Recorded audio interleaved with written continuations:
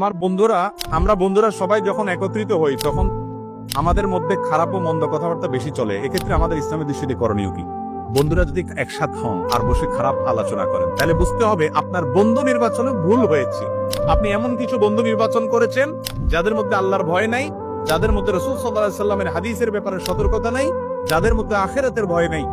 খারাপ বন্ধু জাহান্নামে যাওয়ার অন্যতম বড় একটা কারণ, মনে রাখবেন।